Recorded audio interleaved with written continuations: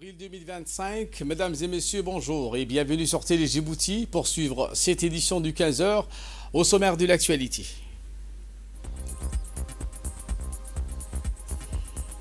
Organisation d'un atelier de validation de la troisième stratégie nationale de développement de la statistique organisée au Djibouti par la Skepensky par l'Institut national de la statistique. Également, dans l'actualité de ce 15 heures, le monde regarde Israël commettre un génocide. C'est un rapport de l'Amnesty International. Voilà pour les titres. Merci si vous nous rejoignez sur Télé Djibouti.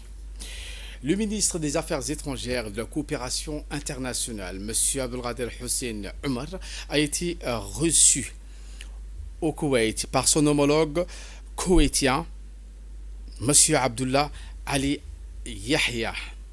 La rencontre entre les deux chefs de la diplomatie des deux pays témoigne de relations de haut niveau et de la solidité des relations bilatérales entre les deux pays. Les discussions ont porté sur les voies et moyens de renforcer la coopération dans divers domaines, notamment l'économie, l'investissement, la diplomatie et la sécurité régionale. Les deux ministres ont exprimé leur volonté de dynamiser ces échanges et d'approfondir les partenariats stratégiques entre les deux pays. Et en marge de sa visite, le chef de la diplomatie djiboutienne a rencontré le secrétaire général de la Ligue des États arabes, M. Aboul Al-Geit. La rencontre qui s'inscrit dans le cadre du renforcement des relations entre Djibouti et l'organisation pan-arabe.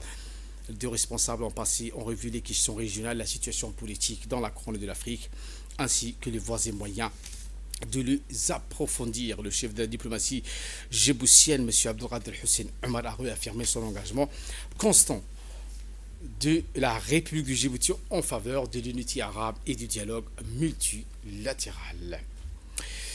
Voilà pour ce chapitre de diplomatie. Et voilà qui nous ramène de parler de la promotion du sport avec M. Mohamed Omar Ali, le président de la Fédération djiboutienne de tennis, ainsi que des cadres techniques de cette discipline.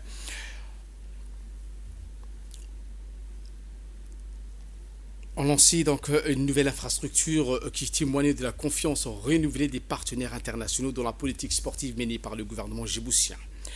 Entièrement financé, ce terrain international de tennis s'inscrit dans le cadre du programme mondial de développement de la pratique du tennis avec un accent particulier mis sur l'Afrique et les pays en développement.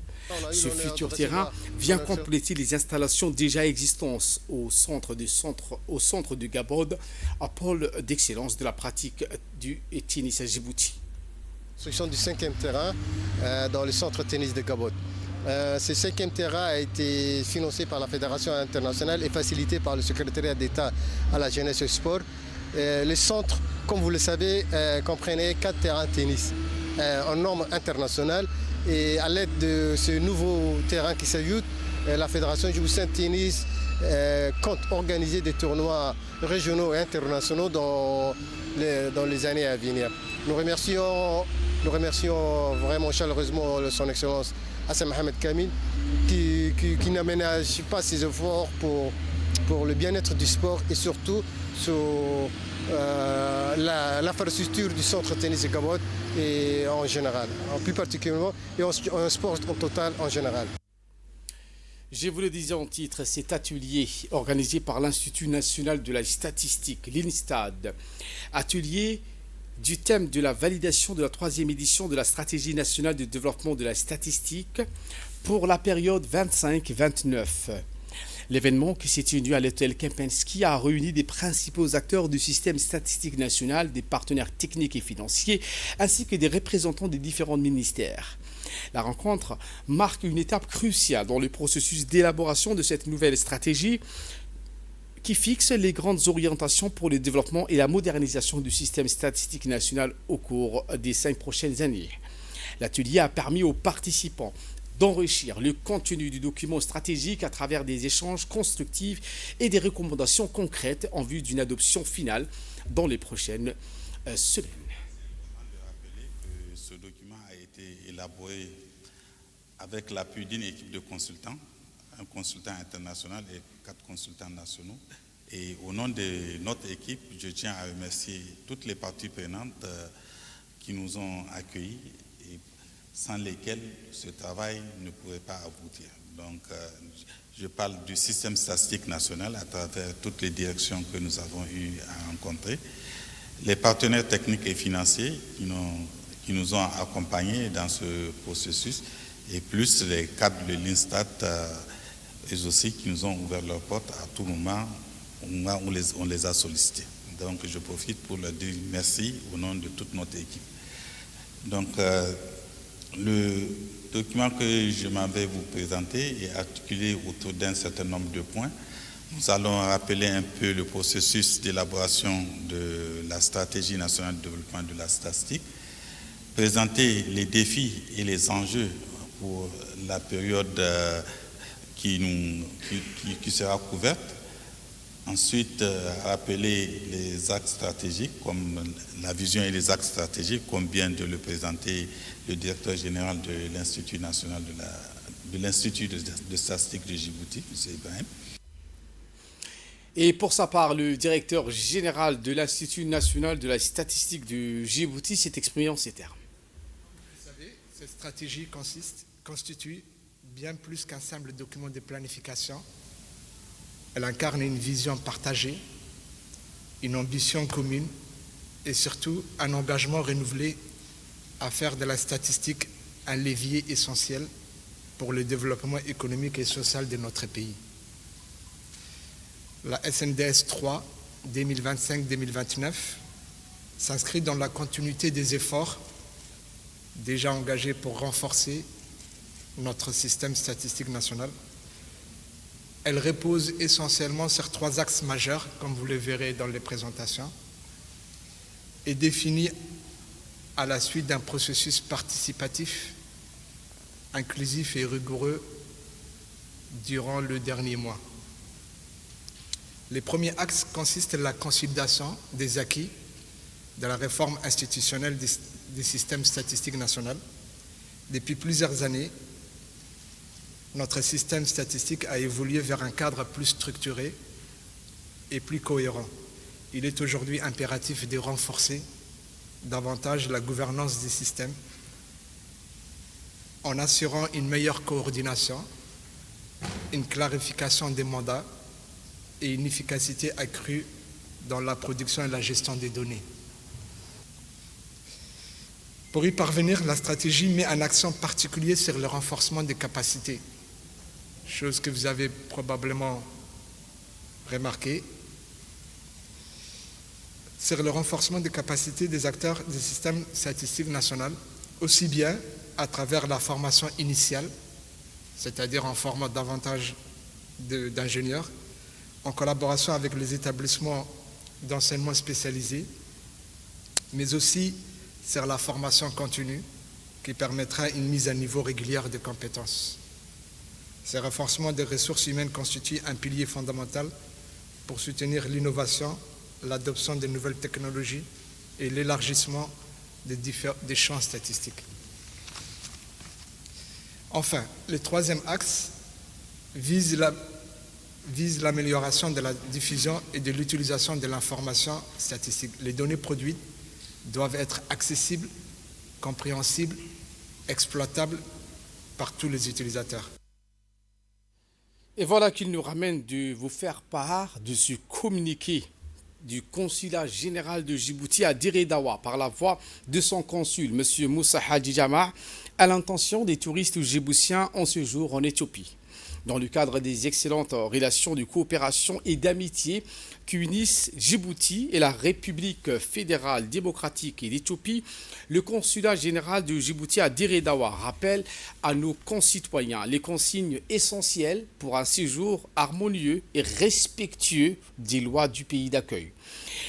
En ce qui concerne les circulations des véhicules touristiques pour les automobilistes djiboutiens, il est essentiel de respecter les consignes suivantes. L'autorisation de séjour des véhicules avant de pénétrer sur le territoire éthiopien. Veuillez donc à demander une autorisation de séjour pour votre véhicule valable jusqu'à 3 mois. Assurez-vous que la durée de séjour inscrite sur cette autorisation correspond bien à votre demande initiale. La prolongation du séjour en cas de nécessité, vous avez la possibilité de demander une prolongation avant la fin de la validité de la première autorisation. En ce qui concerne les tampons du passage, il faut respecter scrupuleusement que le tampon d'entrée et de sortie a été apposé sur votre passeport lors du passage aux frontières. L'utilisation des véhicules, une tierce personne n'est pas autorisée donc à conduire votre véhicule pendant votre séjour en Éthiopie. Cette restriction vise donc à garantir le respect des règles locales relatives à l'usage des véhicules étrangers. Et pour les circulations des personnes, les touristes djiboutiens sont invités à respecter les dispositions suivantes. Le respect des lois locales. Il est essentiel d'observer les lois et règlements en vigueur en Éthiopie. Cette démarche contribue donc à renforcer les liens privilégiés entre nos deux nations.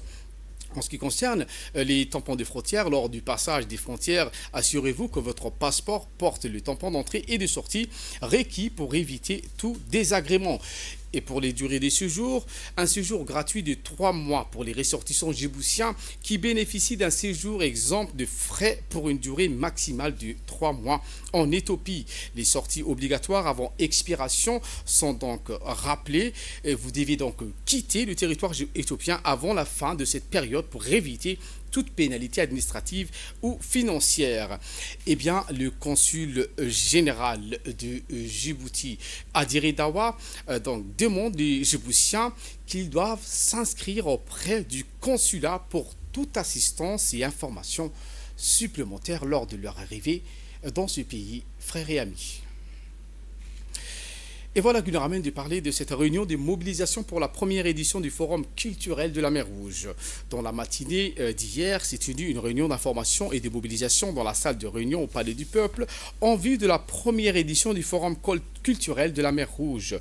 Ce forum prévu pour le 15 et 18 mai prochain à Obok, initié par l'association Arkeina en partenariat avec le secrétariat d'État chargé des sports. La rencontre qui marque une étape décisive dans l'organisation de cet événement culturel régional inédite. La réunion a rassemblé un large éventail d'acteurs engagés, les membres de l'association Arkeina, des fonctionnaires et des cadres originaires de la ville de Hayou. Les travaux ont débuté avec une allocution de bienvenue prononcée par M. Rassim Ali Mohamed, coordinateur de ce forum, qui a salué l'engagement des participants et a rappelé l'ambition de cet événement. La partie centrale de la réunion a été consacrée donc à la présentation de ce forum par M. Rassim Ali Hassan, secrétaire général de l'association Arkeina. L'objectif de ce forum est axé sur la redécouverte des liens historiques, linguistiques et culturels entre Obok et Massaouia, l'Érythrée, Ouzéla, la Somaliland et la République du Djibouti. Ces activités prévues sont des spectacles artistiques, des expositions patrimoniales, des ateliers pour la jeunesse, des concerts, des projections, mais également des films. Ces thématiques qui ont été discutées autour d'une table ronde autour de ce patrimoine commun de la coopération régionale. Des jeunes cadres de BOC pour le développement socio-économique de la région. Donc cette conférence sera axée sur la culture et le commerce transfrontalier qui existait d'antan dans les régions de la mer Rouge, entre Obo, Djibouti, l'Érythrée et la Somalie, à travers la ville de Massawa en Érythrée, la ville de Bok à Djibouti et la ville de Zéla en Somaliland. Donc cette conférence sera un moyen de mettre en lumière la région de Bok longtemps oubliée et ce sera aussi l'occasion de mettre en lumière aussi les potentialités économiques, touristiques de la région de Bok. Donc nous accueillons avec fierté et nous sommes très heureux de pouvoir participer et apporter nos contributions à cette conférence. Et nous remercions l'association Arkeina qui a su mettre en place, qui a eu l'idée de cette initiative ô combien importante pour la région. Et dans le cadre du projet PISCA, de son acronyme en français, le projet innovant de société civile et des coalitions d'acteurs, de ses actions de soutien au développement local et à l'autonomisation des communautés rurales. L'association de la voix de jeunes des femmes de Bok a procédé hier à la distribution d'outils de maraîchage au profit des habitants de cette localité de Oulma. Cérémonie de remise qui s'est tenue en présence des autorités compétentes, notamment le préfet de la région de Hayou, M. Moussa Adan Migani, ainsi que le président du conseil régional, Mohamed Hamad, et la présidente de l'association, qui n'est autre que Mme Kadiga Ibrahim Idriss, témoignant ainsi l'importance accordée à cette initiative pour le développement agricole et l'amélioration des conditions de vie de la population. Ces outils distribués, comprenant notamment des brouettes, des pelles, des râteaux et d'autres matériels de jardinage, permettront aux bénéficiaires de renforcer leurs activités maraîchères, d'accroître leur production locale et de contribuer à la sécurité alimentaire dans la région. L'association de la voix des jeunes femmes d'Obok réaffirme à cette occasion son engagement en faveur du développement durable et de l'autonomisation économique des communautés rurales.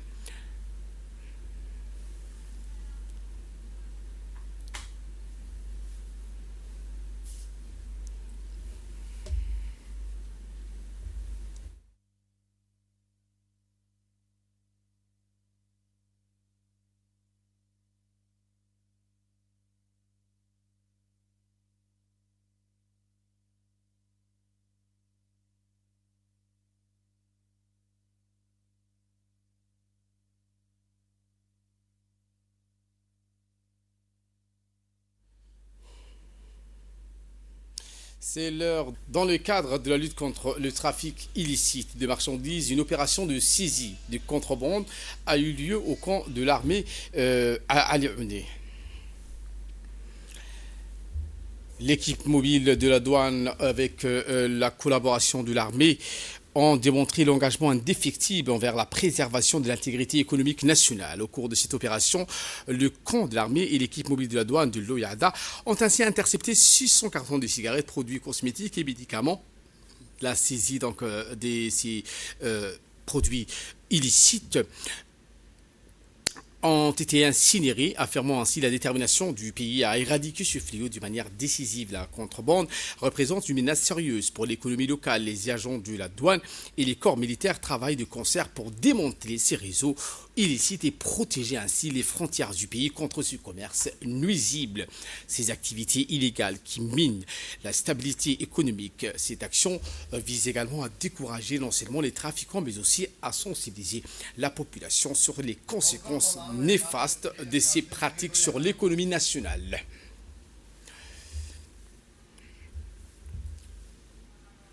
Je vous emmène à Ali Sabi, où la Fédération nationale de football a lancé un stage d'initiation d'arbitrage destiné à promouvoir la formation des jeunes dans cette région, organisé en collaboration avec la Ligue régionale de foot. Le stage se déroule jusqu'au 30 avril prochain et réunit 25 jeunes passionnés du ballon rond. Cérémonie d'ouverture qui s'est tenue en présence de Mme Saïda Ouabri Assoui, préfète adjointe de la région d'Ali Sabi, ainsi que du président de la Ligue régionale de foot, M. Djilil Omar Houch. Ce stage permettra aux participants d'acquérir les bases théoriques et pratiques de l'arbitrage avec des modules portant sur les lois de jeu, les gestes et techniques d'arbitre ainsi que des mises en situation sur le terrain.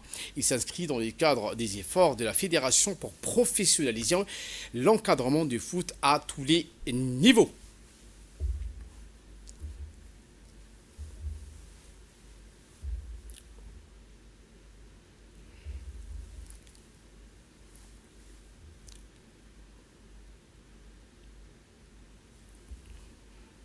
Madame Saïda Ouabri Assoui, préfète adjointe de la région, elle a souligné l'importance de ce type d'initiative pour renforcer les capacités locales et encourager ainsi l'engagement des jeunes dans les structures sportives. Écoutons la préfète adjointe de la région de Aska, Madame Saïda Ouabri Assoui. Nous sommes réunis au CDC d'Ali Sabi pour accueillir un stage d'initiation d'arbitre qui va durer 5 jours. Cette formation est dédiée aux jeunes de Assadjoug, des jeunes filles et des jeunes garçons. Nous avons également des experts qui nous viennent de Djibouti pour donner la formation à Ali Sabi. Et nous voyons que la politique de la décentralisation est bien effective à Ali Sabi. Je vous souhaite une bonne formation et que cette formation soit une réussite. Et par la suite, il y aura des sélections. Soyez attentifs. Et ce rapport de Amnesty International qui accuse l'État sioniste de commettre un génocide à Gaza. Les détails avec Fred de Sucé.